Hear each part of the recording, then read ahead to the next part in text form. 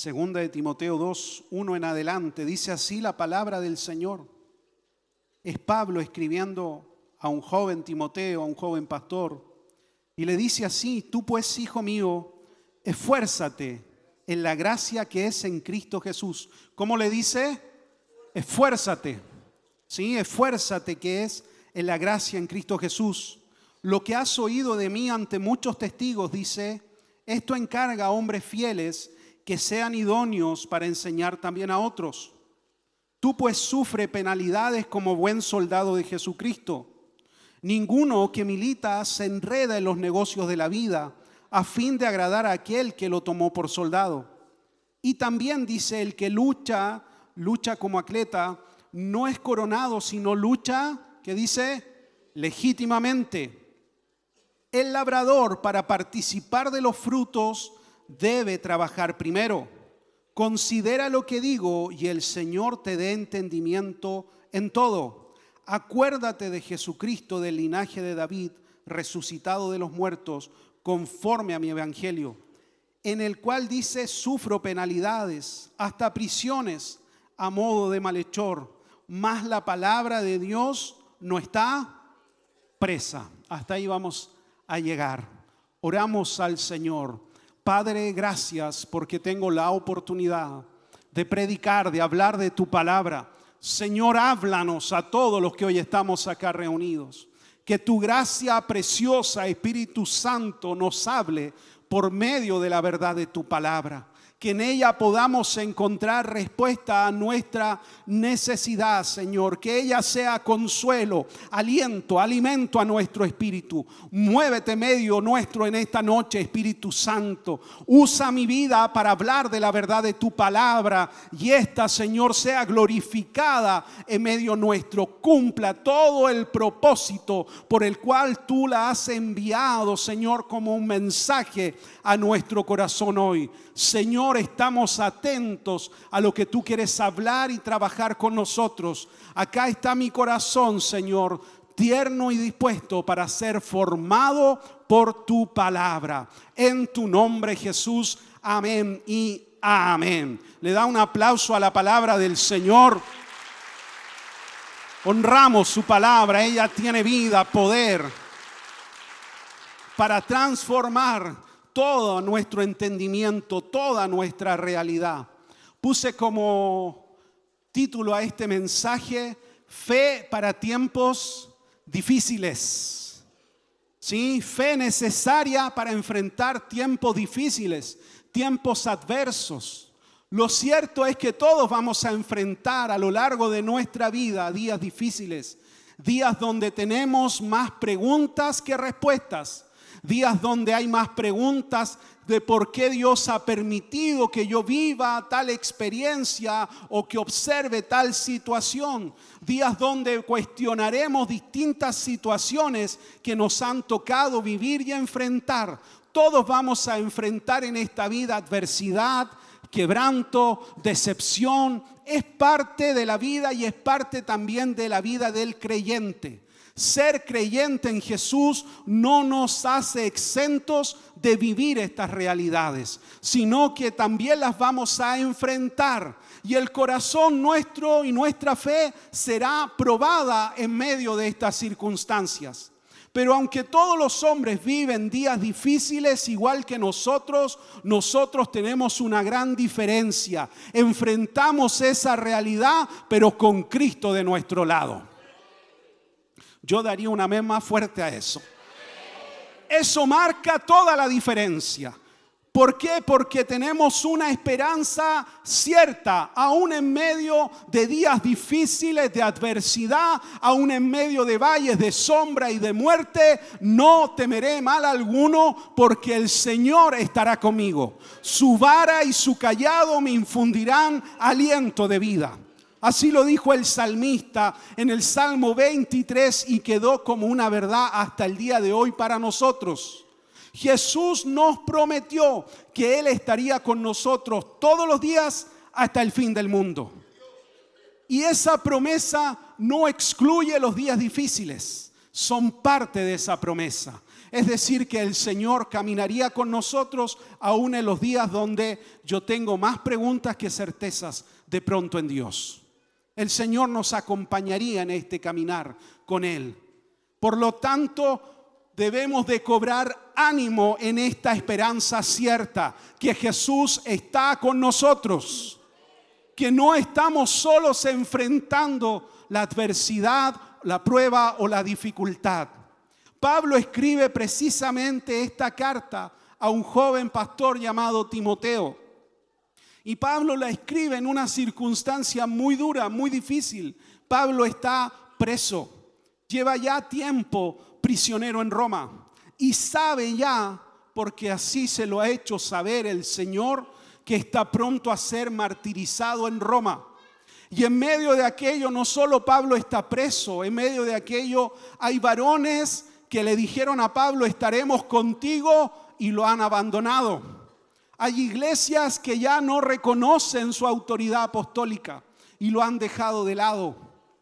Y Pablo está inmerso en medio de toda esta vivencia, en medio de toda esta situación. Otros, al saber que Pablo está preso, se avergüenzan de él y ya no quieren ser vinculados con él. Y es en medio de toda esta realidad que Pablo le escribe a Timoteo, preocupado de que Timoteo no deserte de su llamado, no abandone la fe, sino que permanezca firme. Pablo, como un corazón pastoral y paternal, está preocupado por su discípulo Timoteo. Que permanezca firme en el evangelio, que nada lo haga retroceder, que nada lo haga desalentar su corazón ni su fe, sino que a pesar de la prueba, a pesar de la adversidad, a pesar de la dificultad, permanezca firme su convicción en Cristo Jesús. Por eso decide escribirle, porque él está preocupado. ¿Qué sucederá con él cuando yo parta a la presencia del Señor? Y la misma preocupación es continua del Señor por nosotros. El Señor sabe lo que estamos enfrentando. El Señor conoce mi realidad, sabe qué adversidad estoy viviendo, pero Él también me ha dado promesas para permanecer fiel a Él aún en medio de la dificultad. Amén. Esas son las cuestiones que Pablo tiene en su corazón y le escribe a Timoteo para fortalecerlo. Y lo primero que le dice a Timoteo, lo leímos juntos, le dice: esfuérzate en este tiempo que estás enfrentando en la gracia que es en Cristo Jesús. Esfuérzate en la gracia. Y surge una pregunta: ¿cómo me puedo esforzar en la gracia? Si la gracia no es acaso un regalo, un don inmerecido de Dios para traer salvación a mi vida. ¿Cómo me esfuerzo en algo que no merezco? Lo cierto es que acá debemos de distinguir que Pablo no está hablando acerca de salvación, sino que está hablando de perseverar en la vida cristiana, de mantenerse firme y convencido, buscando a Dios aún en los momentos de dificultad y de aflicción. Pablo acá no está hablando de mérito humano, lo contrario a la gracia es el mérito. Es decir, yo creo merecer por mi esfuerzo la bendición que Dios ha dado sobre mi vida. Y lo cierto es que ninguno de nosotros merece nada más que el castigo, solo que Cristo Jesús entregó su vida en la cruz y ahora somos aceptos delante de Dios por medio del sacrificio de Cristo. Pablo acá le está diciendo a Timoteo: tienes que depender totalmente del Señor. Tienes que sumergirte profundamente en Dios, porque hay una parte que a mí me corresponde hacer y hay otra que solo puede hacer el Señor. Hay bendiciones que solo Dios puede derramar sobre mi vida, pero hay una parte que a mí me corresponde hacer. Y ahí estamos hablando de las disciplinas espirituales.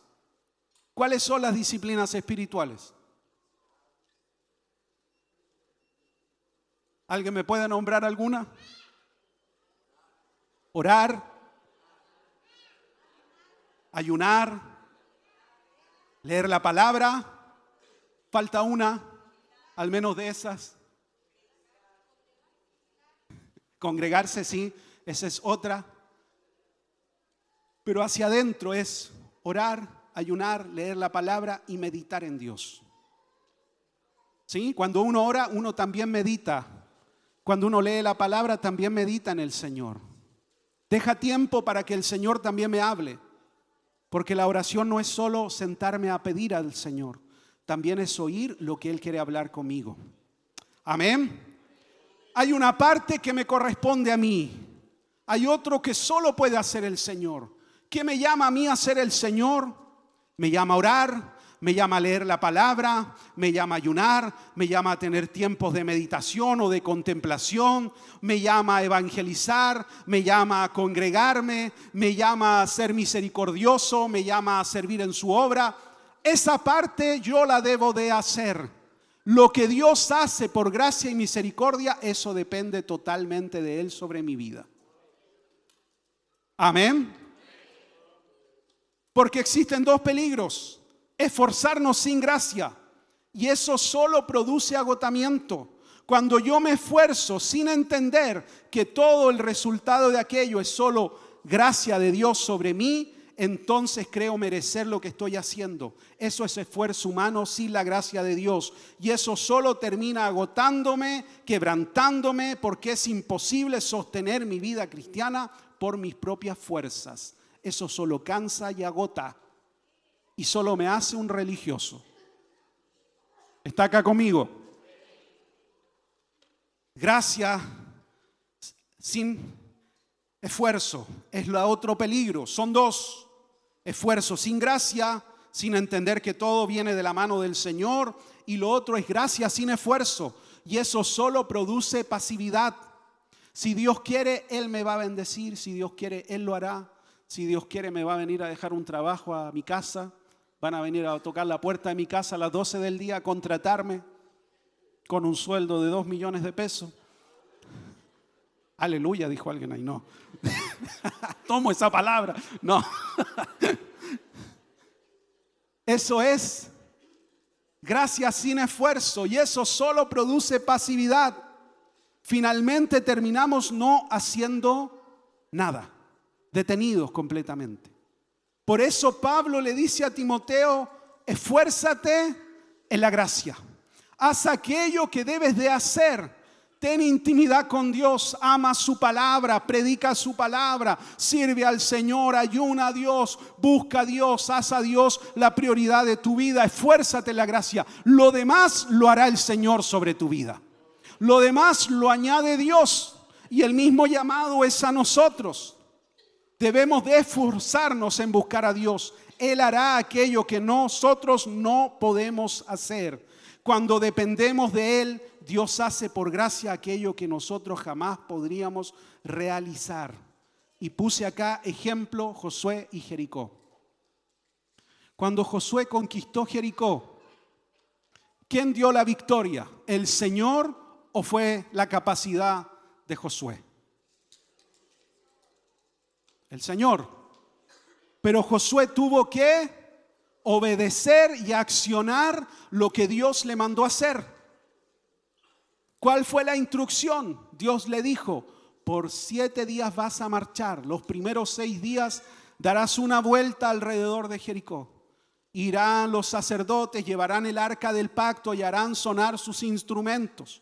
Y el 7º día le dijo: darás 7 vueltas en total, y en el último momento todos van a gritar a una sola voz y los muros van a caer. Josué obedeció, Josué se esforzó, Josué creyó y venció el temor a decir: esta estrategia tendrá o no tendrá resultado. Y empezó todo el movimiento del pueblo y comenzaron a rodear. Usted se sabe la historia bíblica, hasta que en algún momento dijeron a una voz todo el pueblo, gritó, hicieron sonar todos los instrumentos y las murallas cayeron. ¿Quién dio la victoria? El Señor. Pero ¿quién tuvo que marchar y creer a la palabra del Señor? Josué con todo el pueblo. ¿Me está siguiendo? Esfuérzate en la gracia que es en Cristo Jesús, Señor nuestro. Eso es el consejo que Pablo le da a Timoteo en tiempos difíciles. En tiempos difíciles, esfuércese en la gracia. Refúgiese en el Señor. busque a Dios, ore al Señor, tenga intimidad con Dios, clame al Señor, encuentre en Él su refugio y su esperanza y de Él va a tener respuesta.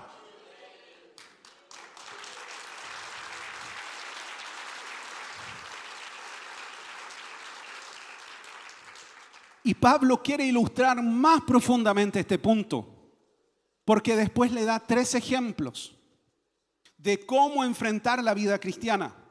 Puse aquí, somos la sal de la tierra. Este acróstico se llama, ¿o no? Cuando uno pone palabras y se forma algo, ¿sí? Sal. Este es un acróstico. A mí me ayudó mucho para recordarme los 3 ejemplos que Pablo le da a Timoteo. Diga conmigo sal. ¿Sí? Soldado, atleta, dice ahí, y labrador. Eso forma la palabra sal. Son los 3 ejemplos que Pablo le nombra a Timoteo de cómo él se debe de comportar como creyente en tiempos difíciles. Lo primero que le dice, compórtate como un soldado. Y un soldado es alguien que se enrola para servir, valga la redundancia, y sabe que va a estar sometido a dolor, a exigencia, a guerras, a sacrificios, porque es lo propio que le toca enfrentar como soldado. Y Pablo usa esta imagen para que Timoteo entienda que la vida cristiana enfrentaremos también adversidad. Pero así como un soldado que resiste la prueba, él debe también de resistir y de perseverar en la verdad de Cristo. Un soldado va a enfrentar oposición, adversidad, sacrificios, sufrimientos, pero se mantiene firme a aquel que lo llamó a servir como soldado. Y usted se debe de mantener firme en Cristo porque usted es parte del ejército del Señor. Amén. Algunos nomás me dijeron amén. No quieren ser parte del ejército. Amén. Yo soy parte. Yo acepté a Cristo. Ya soy del reino de los cielos. Soy parte de ese ejército. Y a veces sufrimos adversidad, persecución, cuestionamientos. Nos pueden ridiculizar por nuestra fe, oposición. Pero yo permanezco firme a aquel que me llamó a enrolarme en el más glorioso ejército. El ejército del reino de los cielos. De ahí yo no me muevo. Por eso Pablo le dice, sufre penalidades como buen soldado de Jesucristo. No le esconde la verdad.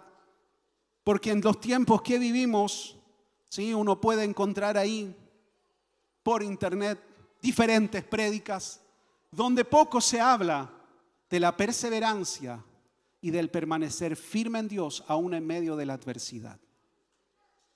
¿Está acá conmigo? La vida cristiana tendrá pruebas.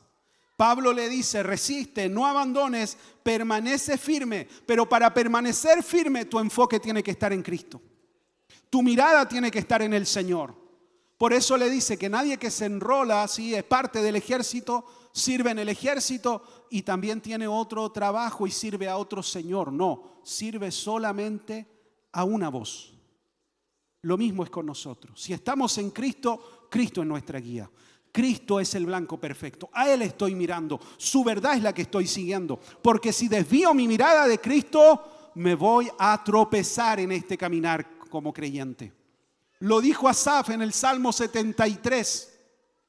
Cuando miré, dijo, cómo los malos, los que hacen el mal, prosperaban por poco mis pasos. Dice, se desviaron, se resbalaron y cayeron. Pero dice después al final del Salmo, pero cuando volví a mirar al santuario, es decir, a la presencia del Señor, cuando volví a tener comunión con Dios, entendí cuál era su final y cuál era mi destino. Mi destino es vivir una eternidad con Cristo. Hacia allá yo voy. Y eso nadie me lo roba. Yo voy con Cristo, yo me voy con Él. Resistamos la adversidad, no abandonemos la fe, no dejemos de servir, no dejemos de congregarnos, no dejemos de buscar a Dios y permanezcamos fiel a la verdad de su palabra. El segundo ejemplo de este acróstico sal, sí, es el atleta, aquel que compite, el deportista. Le dice que para alcanzar la victoria debe de correr legítimamente. Yo me acuerdo hace años atrás, hicieron una carrera en Argentina, la organizó un estudiante del Instituto Bíblico Río de la Plata, y él puso un premio, y era un premio significativo en dinero. Pero como era primera vez que organizaba una carrera, no tenía la experiencia ni la cantidad de gente. Cercano a la meta, hubo gente que se metió a lo último y pasó primero la línea. Quedó un desastre, después hubo todo un problema legal con la carrera, porque hubo gente que no corrió legítimamente. Quiso llegar primero, pero no se podía llegar primero en Uber, pero lo hicieron de ese modo. No podemos nosotros querer saltarnos los procesos formativos de Dios. Tenemos que vivir esos procesos. Promesas sin formación no sirven, se perderán al paso del tiempo. Autoridad sin obediencia, hay gente que quiere tener autoridad, pero no quiere sujetarse a nadie. Ya, ese fue un palo.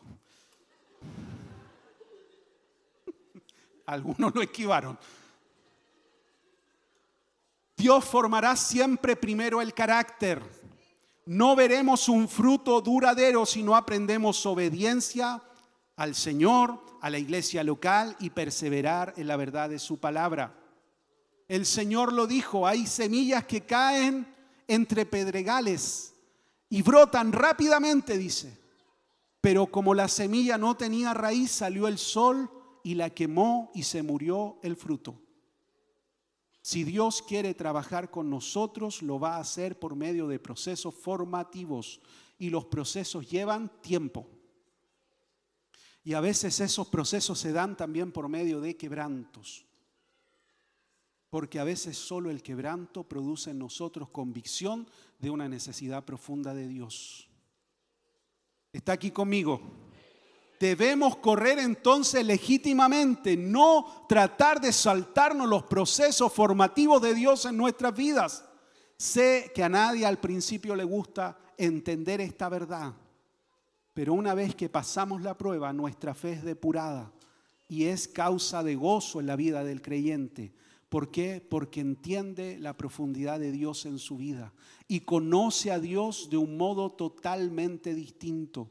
Lo dijo Job cuando se encontró con el Señor. De oídas te había oído, pero ahora lo cierto es que en este proceso mis ojos te han visto y mi convicción en Dios es mucho más profunda.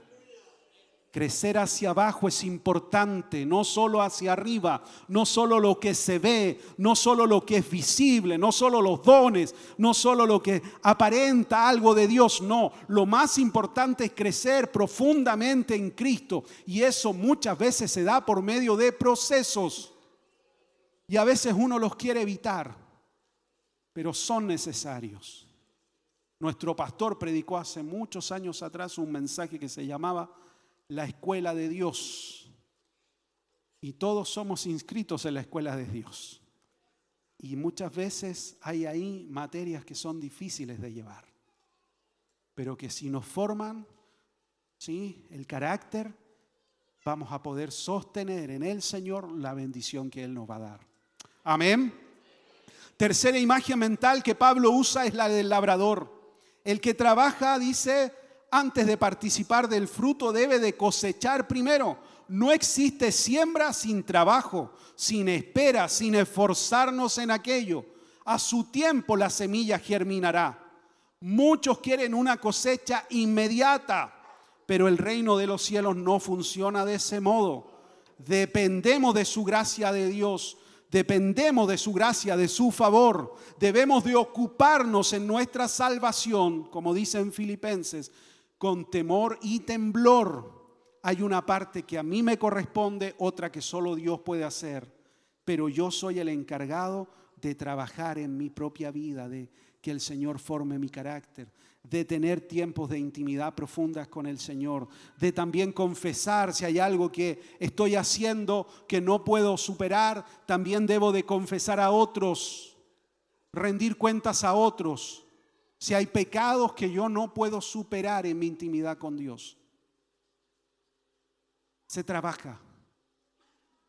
Se puso serio el pastor. no se puede cosechar si primero no se siembra. Y eso requiere esfuerzo. El que hace el trabajo del labrador es esfuerzo. Hay que romper la tierra. Hay que cavar profundo, hacer surcos ahí. Y eso trae trabajo. Por eso Pablo usa estas tres imágenes y trata de ilustrar estas verdades a este joven Timoteo. Esfuérzate en la gracia, resiste la prueba como un soldado, corre legítimamente y trabaja para que puedas cosechar lo que estás sembrando en este tiempo, y no desistas. Y Pablo termina todo este capítulo dando el ejemplo más grande y el mayor ejemplo para nosotros, con Jesús, nuestro Señor, que es prueba de aquello. Dice Hebreos, puesto los ojos en Jesús, el autor y consumador de nuestra fe, el cual por el gozo puesto delante de él sufrió la cruz, menospreciando el oprobio, y se sentó a la diestra del trono de Dios. Jesús soportó la prueba por amor a nosotros, soportó la cruz, venció el sufrimiento y terminó venciendo la muerte y abrió el camino de salvación eterna para nosotros hoy. Pablo termina todo esto ejemplificándolo en Cristo. Él es el ejemplo mayor. Sé como Cristo. Y termina Pablo con esta idea en la mente de Timoteo, que hay una corona de justicia preparada para nosotros, que hay una vida eterna que Dios está preparando para nosotros, que no vivimos para esta tierra, vivimos para la eternidad. En un mundo instantáneo, hedonista y materialista, Dios nos llama a vivir mirando lo eterno. Eso es contracultural, porque el mundo nos dice, vive tu vida para alcanzar tus sueños. Y Dios nos dice, tú tienes que vivir para mi gloria. Vivimos para la gloria de Dios. No vivimos para traer gloria a nosotros mismos. Vivimos para la gloria del Señor. El mensaje del Evangelio es contracultural, porque nada se compara con la gloria venidera. Somos extranjeros y peregrinos en esta tierra y anhelamos esa patria celestial y vivimos en esta tierra como extranjeros y peregrinos. Cuando uno sabe que va a otro lugar y que va a su patria y está en un lugar de paso, uno no echa ahí raíces. Hay hermanos de Venezuela que vienen a ver cómo es esta realidad y prueban un tiempo. Y si no se adaptan, no echan raíces y saben que van a volver a su patria. Amén. Hay otros que se quedan y se enraizan y toman decisiones en favor de aquello. Y ahí están dispuestos quizás a adquirir un bien, un inmueble, porque saben que se van a quedar. ¿Por qué? Porque cuando uno ya adquiere algo que tiene un valor, uno permanece en aquel lugar. Lo que Pablo está diciendo también en sus cartas cuando dice que vamos hacia otra patria, es decir, que nada de lo que está acá en la tierra enraíce nuestro corazón, sino que nuestro corazón esté mirando a Cristo. Porque lo que está acá material, nada nos vamos a llevar. ¿Sí? El muerto murió ahí, ya nada más sabe, está en la presencia del Señor. Y nada de lo que está acá se va a llevar. Pero lo que yo estoy construyendo en la eternidad con Cristo, nadie me lo va a robar. Está seguro en el Señor. Por lo tanto, vivo mirando la eternidad. Sé que tengo una eternidad con Cristo. Sé que toda esta vida trae pruebas, sufrimiento, adversidad, pero todo esto es pasajero, porque me espera una eternidad con el Señor. Y hacia allá yo voy y quiero llegar a estar con Cristo y entrar y que el Señor me reciba y que me diga, buen siervo y fiel, en lo poco has sido fiel, en lo mucho te pondré, entra en el gozo de tu Señor. Allá está nuestro corazón. Siempre vivir el creyente con esa realidad, los pies en la tierra, pero el corazón en el cielo. La palabra nos llama entonces a resistir, a correr legítimamente y a sembrar y a esperar la cosecha. La gracia del Señor nos mantendrá firmes en medio de días difíciles. No renuncies ni desistas a tu llamado, no desmayes. Dice Pablo también en otra de sus cartas, no nos cansemos pues de hacer el bien, porque a su tiempo segaremos si no desmayamos. No te canses de hacer el bien. No te canses de buscar al Señor, no te canses de congregarte, no te canses de orar, no te canses de predicar, no te canses de servir, no te canses de amar, no te canses de perdonar, no te canses de hacer lo que el Evangelio nos ha llamado a hacer. Y a su debido tiempo, como dice la palabra, segaremos, veremos el fruto, pero si no, desmayamos. No desmaye en lo que está viviendo. Resista, permanezca firme, enfocado en Cristo. No trate de saltar el proceso que Dios está teniendo con usted en su vida. Viva ese proceso con Cristo. Esfuércese en la gracia del Señor.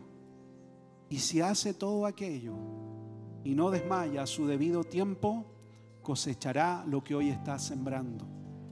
Aunque ahora estos mis ojos no vean todo el resultado de lo que estoy sembrando, llegará el día en que lo veré y me gozaré en aquel día y veré el fruto y diré: gracias, Señor, porque me ayudaste a permanecer fiel. Gracias, Señor, porque en la adversidad pude sentir tu gracia y tu misericordia sobre mi vida. Gracias, Jesús, porque venía cansado, sin fuerzas, y yo llegué a tu casa y sentí tu presencia y mi fe se levantó. Gracias, Señor, porque a pesar de la adversidad, en medio de aquello, vi tu gracia, vi tu misericordia.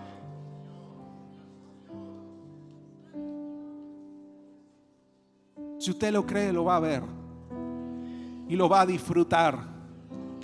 Y cuando llegue ese momento y le pregunten, usted diga: fue el Señor.